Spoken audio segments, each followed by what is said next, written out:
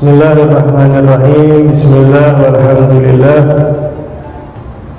Wassalatu wassalamu ala rasulillah Sayyidina wa maulana Muhammad bin Abdullah wa ala alihi wa sahbihi wa man tabi'a sunnatahu wa iqtada bihudah. Nawaitu ta'allum wa ta'lim wa tadhakkur wa tadhkir wa nafa'a wal intifa' والإفادة والاستفادة والحث على التمسك بكتاب الله وسنة رسوله والدعاء على الهدى والدلالة على الخير ابتغاء وجه الله ومرضاته وقربه وثوابه سبحانه وتعالى. اللهم أكرمنا بنور الفهم وأخرجنا من ظلمات الوهم وزدنا علما برحمتك يا أكرم الأكرمين ويا أرحم الراحمين.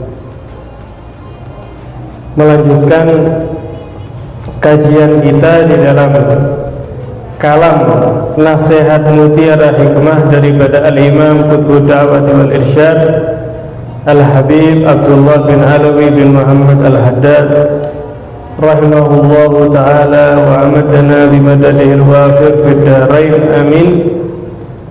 Qala radiyallahu ta'ala anhu, beliau mengatakan, ar-ridha bil qada yantafi ma'ahu al-i'tiradu 'ala Allah wa yabqa ma'ahu talabu lima yanbaghi an yutlab wal harabu mimma minhu yuhrab. Kemarin hadirin yang dimuliakan Allah, kita telah membahas tentang bagaimana kita dididik, dibimbing oleh Al-Habib Abdullah bin Alawi Al-Haddad supaya kita tidak menjelekkan atau merasakan kurang daripada sesuatu yang dimiliki oleh saudara kita, yang mana hal tersebut sama sekali tidak dalam upaya atau bahkan tidak dalam kuasa dari orang tersebut. Namun jika sesuatu tersebut dalam koridor upayanya atau dalam kekuasaannya, maka perbuatan tersebut bisa bahkan boleh untuk dianggap jelek. Semisal ada orang yang nggak sholat. Ketika ada orang nggak sholat ini, pilihannya dia atau dia nggak bisa untuk memilih pilihan. Kalau orang maaf terlahir tanpa kaki misalnya, atau terlahir tanpa pendengaran misalnya, itu dia tidak memiliki pilihan atas hal tersebut. Kita diharamkan untuk menjelek-jelekannya karena sama dengan menentang takdir Allah. Tapi ketika ada orang yang dia menghinakan dirinya sendiri dengan tidak sholat misalnya, atau menghinakan dirinya sendiri dengan tidak berpuasa, justru di masalah ini kita harus menghinakan perbuatan tersebut, bukan menghinakan orangnya ya. Kita menghinakan perbuatan maksiat tersebut, karena hal tersebut masuk daripada sesuatu yang bisa untuk dia kuasai. Dia diberi pilihan untuk puasa atau tidak puasa. Sehingga beliau melanjutkan kalam hikmahnya dengan apa yang insya Allah kita bahas di sore hari ini. Kata Al-Imam Abdullah bin Alawi Al-Haddad, ar-ridha bil qada, ridha menerima, legowo dengan ketentuan ketetapan Allah, itu menghilangkan dengan adanya keridhaan tersebut al-i'tiradu 'ala Allah, pertentangan terhadap Gusti Allah Subhanahu wa ta'ala. Jadi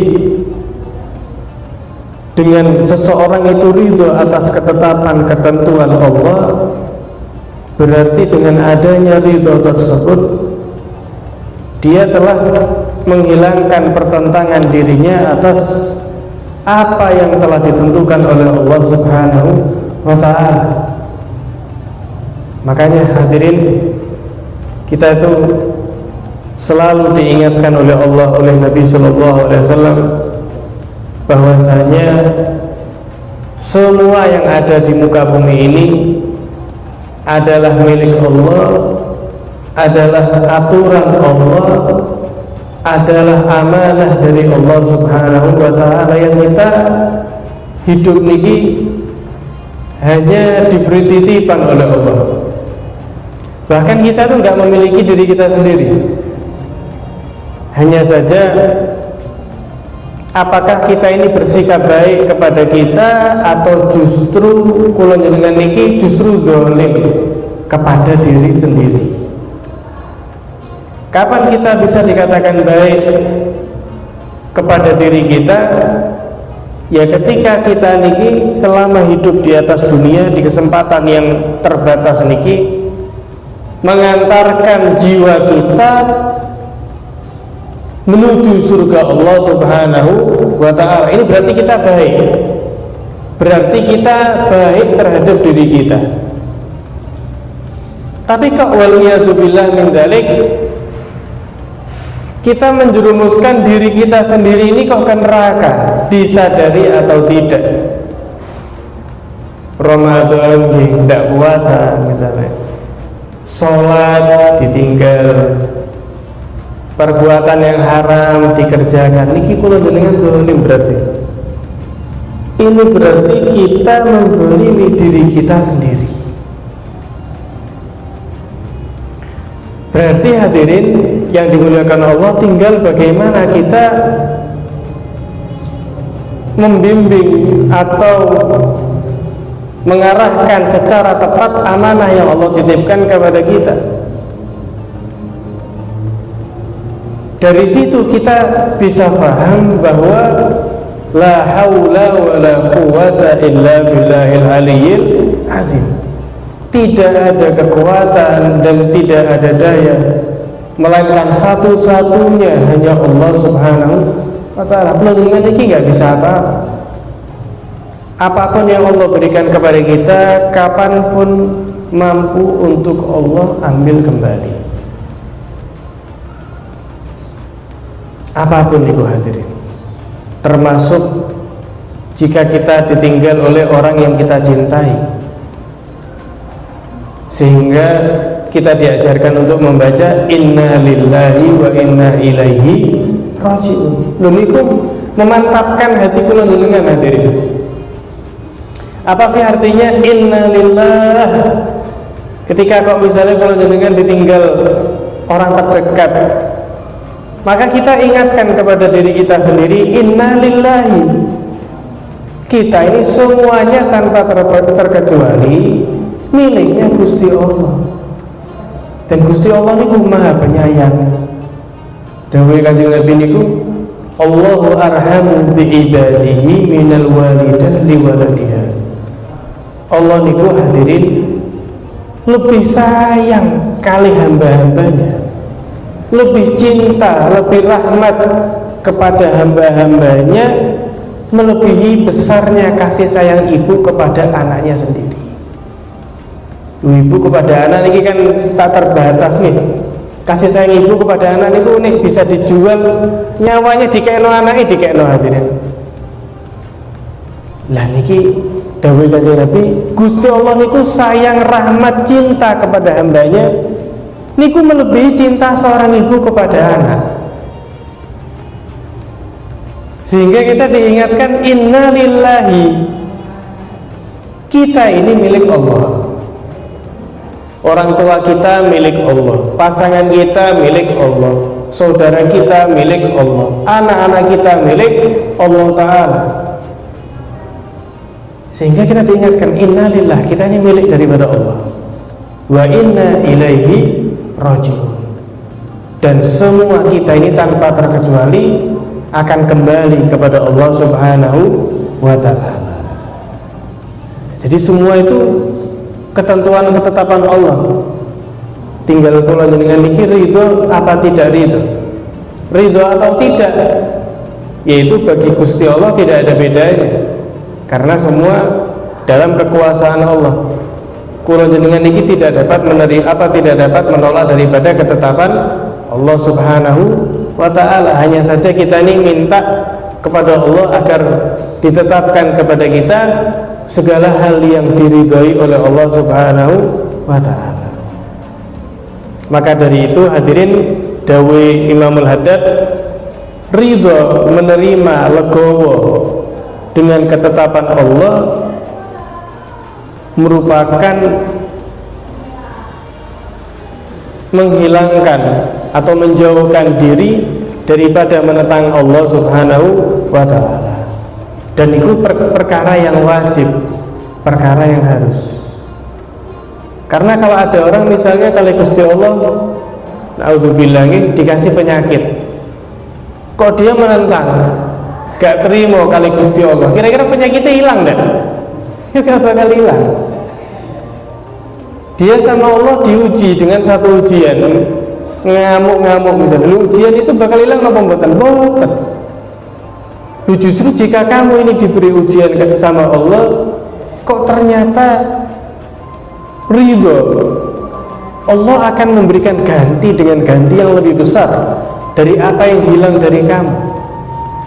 Kok misalnya naudzubillah diuji dengan harta, mungkin naudzubillah kemalingan, mungkin kebakaran, kok ngamuk-ngamuk nyala-nyala Gusti Allah.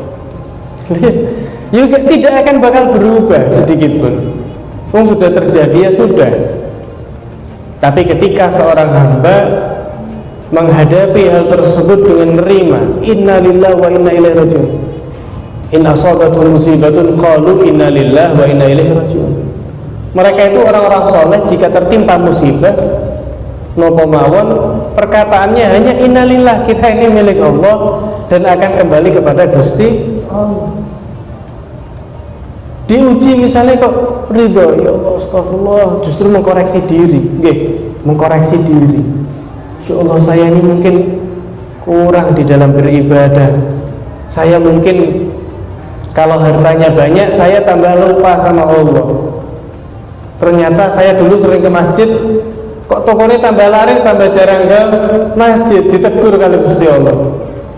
Ya Allah astagfirullah, saya harus berusaha keras dan saya tidak boleh meninggalkan sholat di masjid.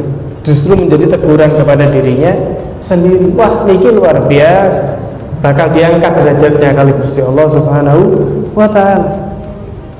Lu sampai hadirin, dalam sebuah hadis qudsi Gusti Allah niku menyatakan, man lam yardha bi qada'i walam yasbir ala bala'i, barang siapa yang tidak ridho, tidak bisa menerima dengan lapang dada, biqadai, dengan ketetapan yang aku berikan untuknya, walam yasbir ala bala'i, dan dia tidak mampu bersabar atas ujian atau bala yang aku berikan kepadanya. Saya tetapkan kepadanya satu ketetapan, saya berikan ujian kepadanya sebuah ujian, kok mboten ridho, mboten terima, mboten lapang dada. Napa dawuh Gusti Allah, falyaltamis rabban siwaya, maka carilah Tuhan selainku. Dawuh Gusti Allah, orang kok saya kasih ujian, saya kasih ketetapan, kok nggak terima, wis cari Tuhan selain saya. Yudhanam, karena la ilaha illallah, tidak ada Tuhan selain Allah Subhanahu wa ta'ala. Dan iki Gusti Allah kan menyatakan, loh kok tidak ridho, tidak sabar, wis cari Tuhan yang lain. Ya sampai munyer tidak bakal tahu, karena tidak ada Tuhan selain Allah Subhanahu wa ta'ala. Dan kita sadari nopo tidak hadirin, ketetapan Allah kepada kita itu adalah yang terbaik untuk kita masing-masing. Sayyidina Ali niku pernah menyatakan, "Lau kushifal ghita makhtartum ghairu ma waqa."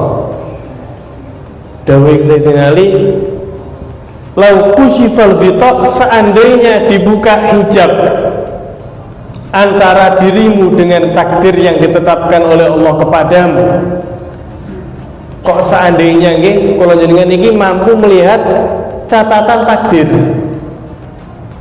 yang Allah berikan kepada kita selama hidup di dunia, makhtartum ghairu ma waqa, maka kalian tidak akan memilih takdir kecuali yang sudah Allah pilih untuk kamu.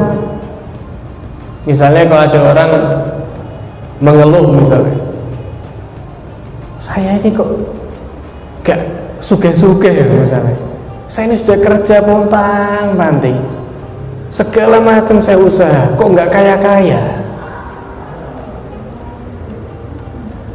Niku dawuh Sayyidina Ali, seandainya dibuka kali Gusti Allah, kamu seandainya misalnya niki nggih, ini kamu seandainya kaya, biasanya kamu kerja Masya Allah cukup, diberi cukup kali Gusti Allah, diberi kebahagiaan, kok ternyata masih bisa ke masjid, masih ada waktu bertemu keluarga, masih bisa dengan teman silaturahim ternyata. Tapi kalau kamu saya kasih kekayaan, ini seandainya kali Gusti Allah dibuka, seandainya yang saya tetapkan untuk kamu itu kekayaan, kamu bakal jauh dari keluarga, kamu akan putus dengan teman-temanmu karena kamu nggak mampu. Gusti Allah ini kan paling paham kita orang ini. Kamu kalau saya kasih kaya, bakal bahasa singkatnya ini lupa diri. Kamu bakal sombong, kamu bakal jauh sama teman-teman kamu, kamu bakal jarang ke masjid. Loh, sekarang mana yang kamu pilih? Cukup apa kaya? Bakal memilih, saya milih cukup ya Allah. Yang penting saya dekat dengan keluarga, saya damai, saya dekat, akrab dengan teman-teman, saya bakal masih bisa nikmat ibadah di dalam masjid.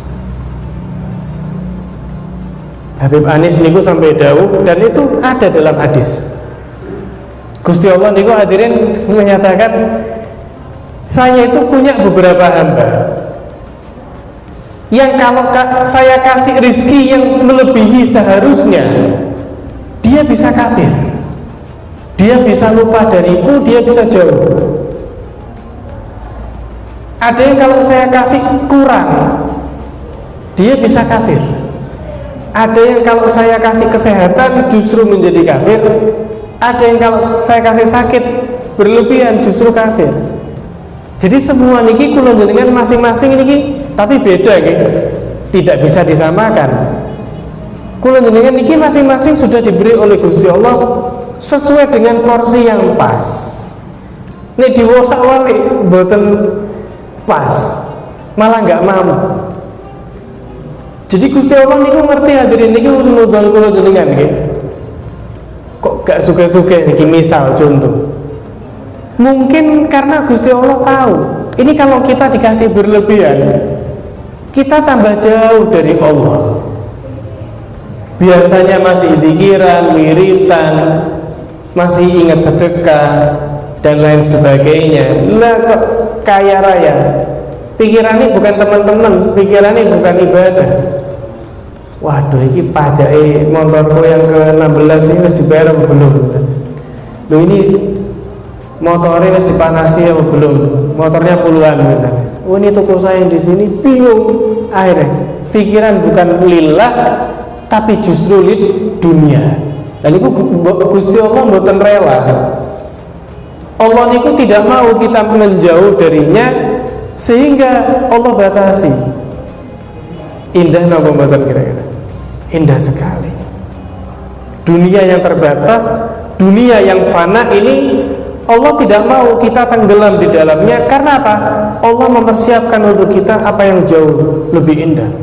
Walal akhiratu khairun wa abqa. Wal akhiratu khairul laka minal ula. jauh lebih indah hadirin.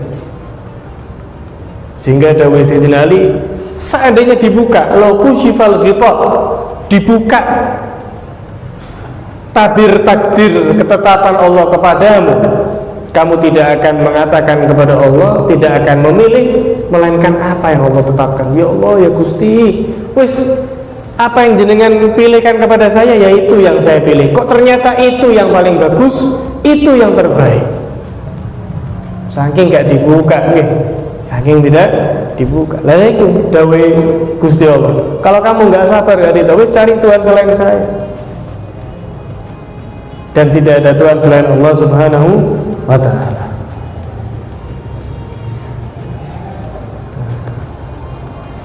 Kemudian beliau mengatakan bahwa kita ini hadirin selama hidup ada sesuatu yang bisa untuk dipilih, ada yang tidak bisa untuk dipilih. Yang tidak bisa dipilih yaitu yang kemarin kula njenengan bahas iki, di antaranya juga ajal. Mudah-mudahan kita sehat panjang umur nggih. Dan itu kan ketetapan Allah. Tapi ada beberapa hal yang kita bisa untuk memilih, dan memang kali Gusti Allah kita diberi pilihan. Maka dawuh Imam Haddad, wa yabqa ma'ahu talab lima yanbaghi an yutlab. Maka selain ketetapan yang tidak bisa dirubah yaitu qada, maka tersisa ketetapan Allah yang itu juga tergantung pilihan kita. Dalam perintah misalnya, Allah memerintahkan kita untuk sholat, ya kita ini diberi ikhtiar kali Gusti Allah, apakah kita mau sholat apa tidak. Kita diperintah oleh Allah untuk zakat, kita diberi ikhtiar. Ikhtiar itu memilih, kita memilih melaksanakannya atau tidak.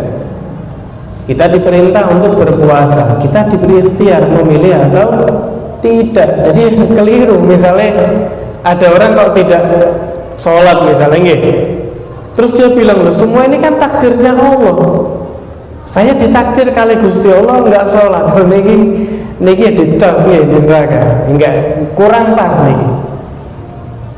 Karena apa? Allah memberikan pilihan. Lu memang betul semuanya ini ketetapan Allah. Apakah orang ini ahlul jannah atau ahlun nar? Orang ini termasuk as-sa'id, orang yang kali Gusti Allah dicap, distempel, ditentukan minas su'ada, golongan orang-orang yang beruntung, mudah-mudahan kita termasuk, atau minal asqiya, orang-orang yang di akhirat nanti celaka. Memang betul itu ketetapan Gusti Allah. Namun kita jangan lupa, kita dituntut untuk mengerjakan apa yang harus untuk dikerjakan. Perintah Allah wajib kita kerjakan.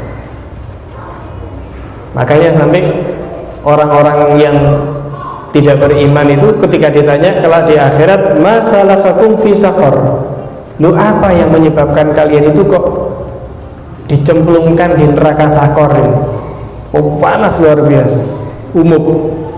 Mereka menjawab, qalu lam nakum minal musallin, karena kami dulu nggak sholat, karena kami dulu tidak sholat. Ditanya, loh kamu kenapa kok nggak puasa? Loh takdirnya Allah, saya ditakdir kali Gusti Allah untuk nggak puasa. Loh ini kayak keliru. Sama seperti misalnya ada orang nggak makan, wis bukan puasa tapi nggak makan. Ketika mau makan, loh jangan makan, kan takdirnya Allah kamu nggak makan. Ya sampai lemas akhirnya. Tapi ujung-ujungnya dia bakal makan apa tidak? Bakal makan, karena dia tahu itu yang terbaik untuk dirinya. Ini kalau saya nggak makan ya lemas. Kan ada pilihan makan atau tidak, milih makan dia jika tidak puasa, karena itu yang baik. Nah di dalam apa yang Allah atur ya seperti itu juga.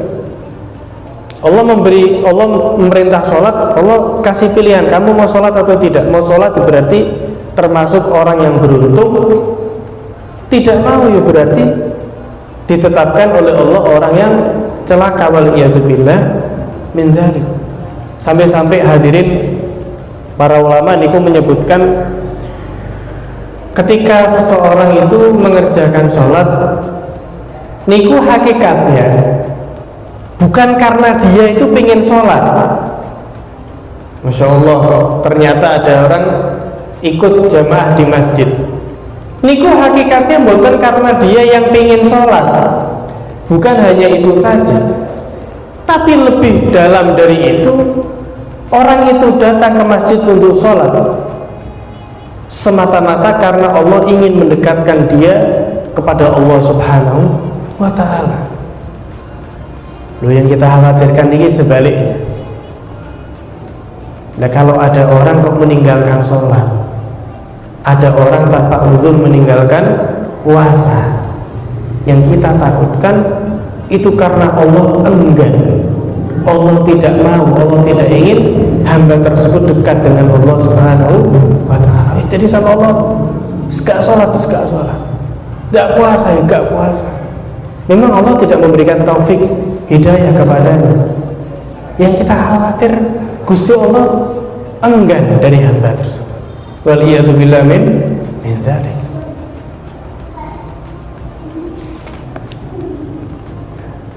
Jadi kata Imamul Haddad, memang kita ridho dengan ketetapan Allah, tapi yang di situ kita punya pilihan. Ya, kita harus memilih apa yang membuat Allah ridho, apa yang Allah perintah kita kerjakan, apa yang Allah larang kita tinggalkan. Jangan sampai berdalih tadi, lu kan Allah sudah takdir kepada saya, lu sebelum Allah takdir, lu kalau jenengan masuk tahu apa yang Allah takdirkan kepada kita? Nggak tahu. Sampai kita mengamalkan atau sampai kita meninggalkan. Apakah kita termasuk orang yang nanti sholat maghrib? Wallahu a'lam. Tinggal kita memilih. Kalau kita memilih sholat maghrib, berarti Allah takdir kita, Allah tetapkan kita untuk ibadah sholat maghrib. Kalau kita pilih gak sholat, ya berarti Gusti Allah menetapkan kita untuk tidak sholat maghrib. Na'udzubillah. Ada salah seorang bertanya kepada orang soleh, Pak Kiai, apakah saya ini calon penghuni surga atau calon penghuni neraka? Saya ini minta bocoran, minta kisi-kisi. Apakah saya ini ahlul jannah atau ahlul nar, penghuni surga atau penghuni neraka? Dijawab simpel hadirin, hanya membaca ayat innal abrara lafi na'im wa innal fujjara lafi jahim. Niki bocorannya.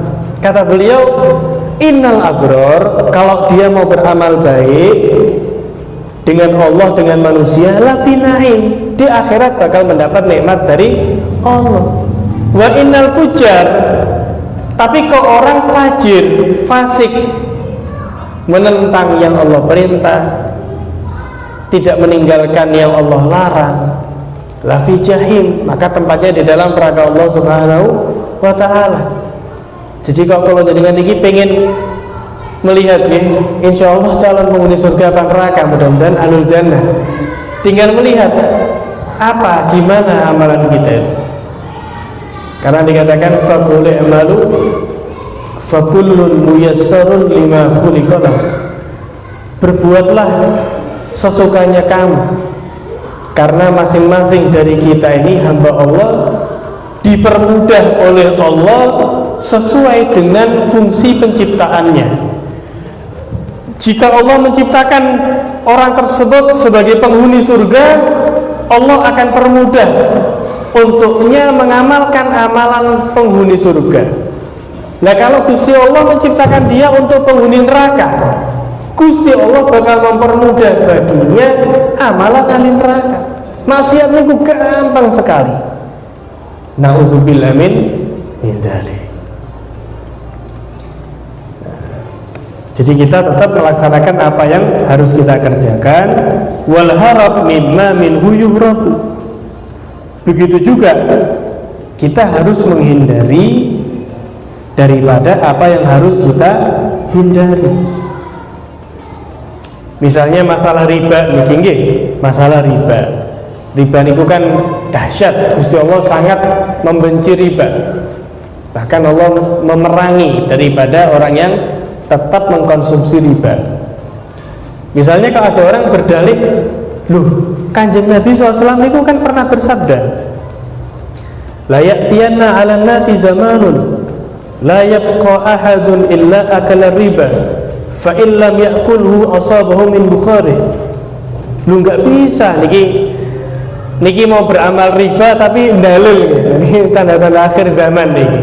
Memang hadisnya ada, hadisnya betul, cuman penggunaannya keliru. Misal ada orang mengatakan, loh, ya nggak bisa ya kita riba no. Kan Nabi menyatakan nanti bakal ada tiba suatu masa orang tidak akan luput daripada memakan riba. Jika dia tidak makan secara langsung, minimal dia akan terkena daripada debunya riba. Dan ini memang akhir zaman ini dawuh Kanjeng Nabi ini seperti itu. Ada hadisnya. Nah, tapi jika hadis ini kemudian digunakan, loh saya nggak bisa loh. Ya saya harus terkena riba loh. Saya harus makan riba. Lah itu kan sudah takdirnya Allah. Oke, niki pemahaman keliru. Ini kan Allah sudah takdirkan ini. Akhir zaman nanti bakal banyak riba. Ya saya mau nggak mau ya kena. Nah niki keliru.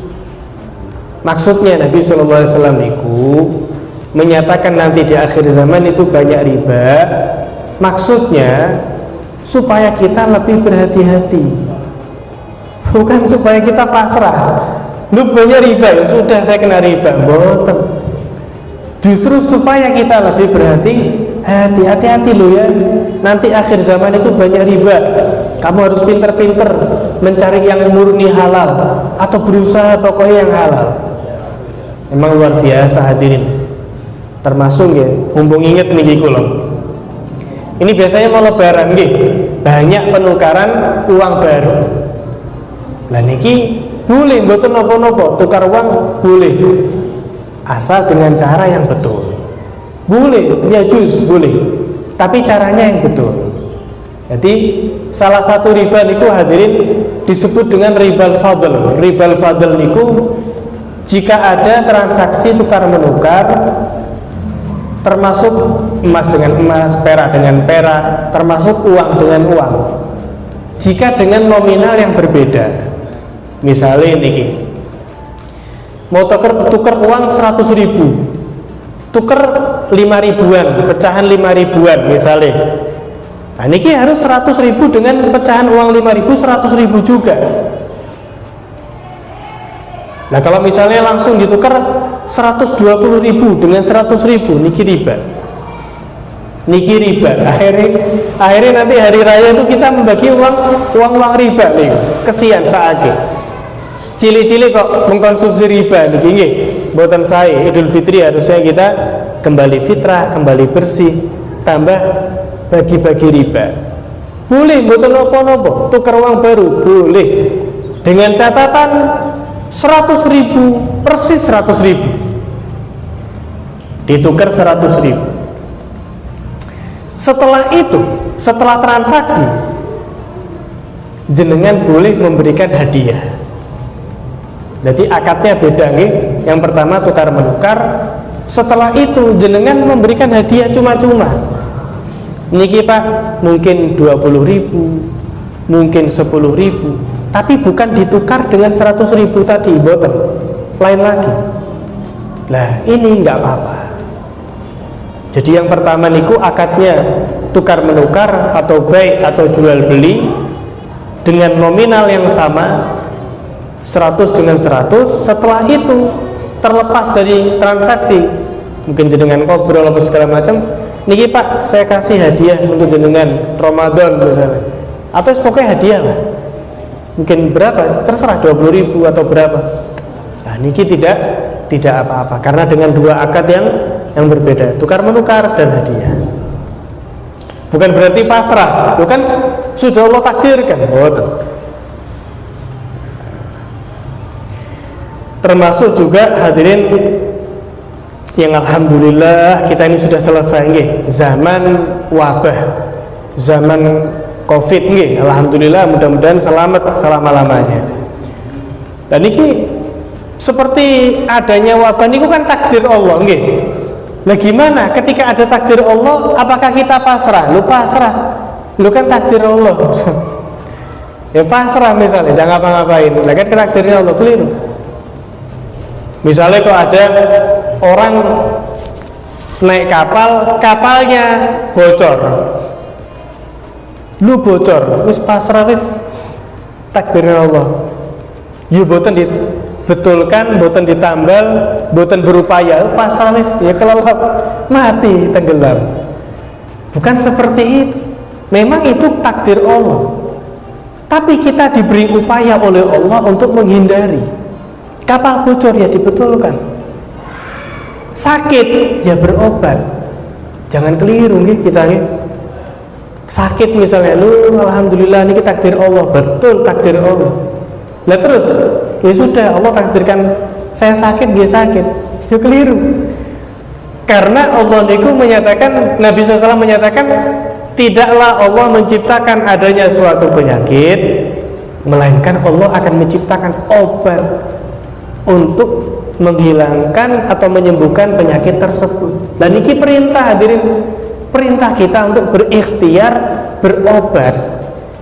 Ya jangan justru pasrah, boten ini takdir Allah, saya tidak menentang takdir, keliru. Bukan seperti itu. Ini kan kita masih diberi celah untuk berikhtiar nih. Iya nih, ajal kematian kita nggak bisa memilih. Nah kalau ini sakit kita diberi pilihan apa tidak untuk berobat? Diberi oleh Gusti Allah. Justru kita diperintah untuk berikhtiar berobat. Sama juga kemarin misalnya zaman Covid, Corona, misalnya beberapa masjid berikhtiar, misalnya diberi jarak di dalam shaf, misalnya perintah dengan ketat menggunakan masker. Dan ini bentuk ikhtiar, bentuk ikhtiar. Atau misalnya dengan cara-cara menghindari yang lain. Sebagai penutup, hadirin, dulu itu pernah pada masa Sayyidina Umar bin Khattab. Sayyidina Umar itu ketika beliau ingin pergi ke Syam, ketika mau sampai di negeri Syam, terdengar di negeri Syam niku sedang ada wabah penyakit, ya semacam virus niku, taun, wabah penyakit virus. Akhirnya Sayyidina Umar nggak jadi ke Syam, pulang beliau. Lalu Sayyidina Abu Ubaidah Ibnul Jarrah, salah seorang sahabat yang pembesar gini, beliau tanya, afiraran min qadarillah. Loh, Sayyidina Umar, lah ada apa kembali? Lah kok mau kembali? Apakah kamu mau kabur? Apa engkau mau lari dari takdirnya Allah dengan adanya wabah di kota Syam, di negeri Syam? Lah kamu mau pergi dari takdir Allah? Kan Allah yang menetapkan. Sayyidina Umar itu, hadirin, sebelum jawab itu sampai mengatakan seperti ini, lau ghairuka qala ya Aba Ubaidah. Ya Allah, lah kok jenengan kok tanya pertanyaannya kok aneh. Seandainya yang tanya itu bukan kamu, saya nggak nyangka kok kamu yang menyatakan, kamu yang menanyakan apakah saya pergi dari takdir Allah. Dijawab oleh Sayyidina Umar, na'am, iya, saya pergi dari takdir Allah menuju takdir Allah yang lain.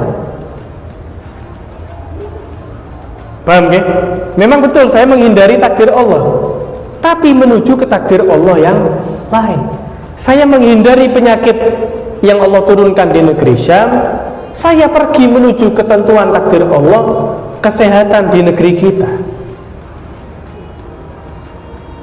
Diberikan analogi oleh Sayyidina Umar, ara'aita law kana laka ibilun habatat wadiyan lahu udwatan ihdahuma khasba wa ukhra jadbah alaysa in ra'aita al-khasba ra'aitaha biqadarillah wa in ra'aita al-jadbah ra'aitaha biqadarillah. Seandainya ya Abu Ubaidah, kamu itu membawa unta-unta menggembala ke satu kampung, ada satu lapangan yang rumputnya lebat, sehat, banyak. Ada satu lapangan yang kering kerontang. Loh, apakah ketika kamu pergi ke yang banyak rumputnya itu merupakan takdir Allah? Kan takdir Allah. Sebagaimana ketika kamu membawa ke lapangan yang nggak ada rumputnya itu pun takdir Allah. Kan takdir Allah juga. Tinggal kamu memilih mana yang kamu pilih.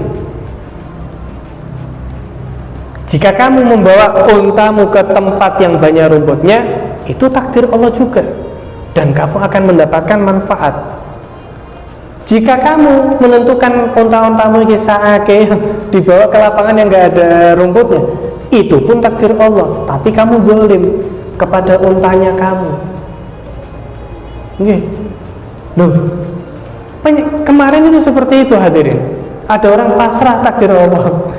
Ya betul takdir Allah, tapi dia membahayakan dirinya sendiri. Kok ada orang berikhtiar? Oh, di tempat ini ada virus, dia pergi. Apakah dia tidak menerima takdir Allah, menentang? Dia lari atau dia pergi dari satu takdir menuju takdir Allah yang lainnya, yaitu menyelamatkan dirinya sendiri. Nah, seperti itulah hadirin, sehingga kita dinasihati oleh Al-Imam Abdullah bin Alwi Al-Haddad, ridha dengan ketentuan Allah adalah sangat indah, yaitu menghilangkan penentangan diri terhadap apa yang ditentukan oleh Allah. Namun apa yang Allah berikan pilihan kepada kita, jika itu harus kita laksanakan, ya harus kita laksanakan, dan itulah yang Allah tetapkan. Dan apa yang kita harus menghindar darinya, harus kita hindari, dan penghindaran tersebut juga merupakan takdir dari Allah Subhanahu wa taala. Mudah-mudahan yang sedikit ini bermanfaat. Insyaallah besok kita lanjutkan kajian fikih kita minggu lalu. Saya harap dibawa ya buletin yang kemarin itu, buletin yang kemarin yang tentang puasa, saya harap dibawa kembali untuk besok kita kaji. Wassallallahu ala sayyidina Muhammadin wa ala alihi wasallam. Alhamdulillahirabbil alamin. Sallallahu alaihi wa sallam. Al-Fatihah.